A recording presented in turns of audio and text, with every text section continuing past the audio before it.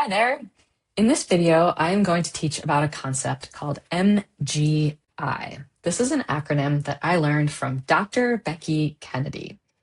And MGI is a mindset. It's an inner tool that when we carry it forward into an interaction with someone who is struggling, I believe it will impact the outcome of that interaction. So before I define MGI, I would like to define another term that I think is foundational for carrying out MGI. And that term is behavior. I believe that behavior is an attempt to solve a problem. And this can apply to children, to adults alike. People are attempting to solve a problem. It is the expression of some unmet need. So if somebody has an unmet need and they are attempting to solve a problem with a particular behavior, and we can carry into our interaction with that person an MGI, and I'm about to define that, again, I believe it will really impact the outcome of the interaction. So MGI stands for most generous interpretation.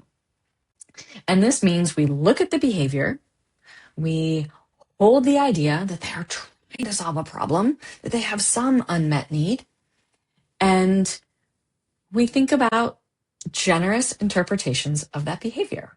And we think about them such that it becomes our default way of thinking. If we practice this enough, it becomes our default when we approach someone who's struggling. We think, wow, they have some unmet need. I'm not sure what it is, but it could be this, it could be this, it could be this. What might it be? And so, again, MGI is most generous interpretation, and we are applying that to someone's behavior. And I believe that practicing this regularly is what will cause us to have an MGI default. So you could even, every single day, when you finish your work or you finish your day in the life, think about some behavior that you encountered in another person that felt really difficult. It may have been something rude or what feels like an affront, or maybe it was a conflict, or maybe a conflict between two other people that you witnessed. And just imagine, what are three possible interpretations of that behavior that are really generous?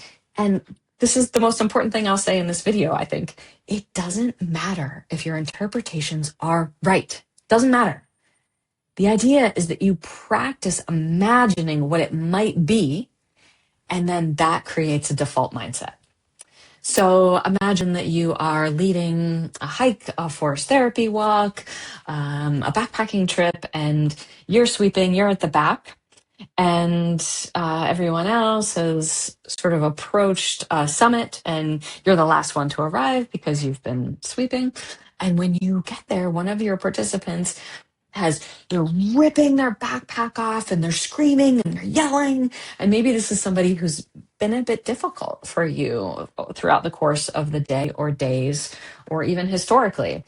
And if you've been practicing MGIs a lot, as you approach this person, you're likely to begin thinking things like, maybe they were stung by a bee and they had to throw their backpack off and they're in a lot of pain and they want to make sure they don't get stung more.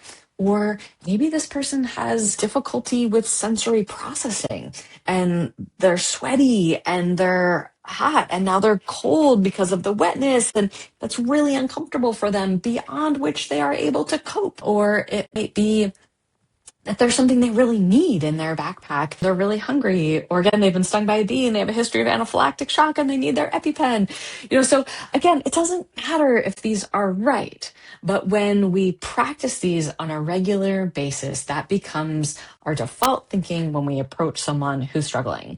And the benefit of that is that it keeps us creative, it keeps us problem solving, and most importantly, it keeps us in connection with this person as opposed to disconnection.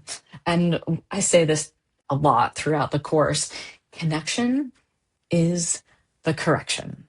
Connection is the correction. The more in connection we can be with another person, the more quickly we can support them in regulation, because they will feel seen and heard and understood and validated. So very important. So That was a lot for one short 5-minute video, but just to review that I believe behavior is the expression of some unmet need. And if I can understand what that unmet need is, that's the fastest way to supporting someone in selecting more adaptive behavior, which will help them to regulate. And if I practice my MGIs a lot, even every single day by myself or with my colleagues, it will create a default mindset so that when I approach someone who's struggling, I'm already thinking about possible unmet needs they have and how I might be able to support them in getting their needs met.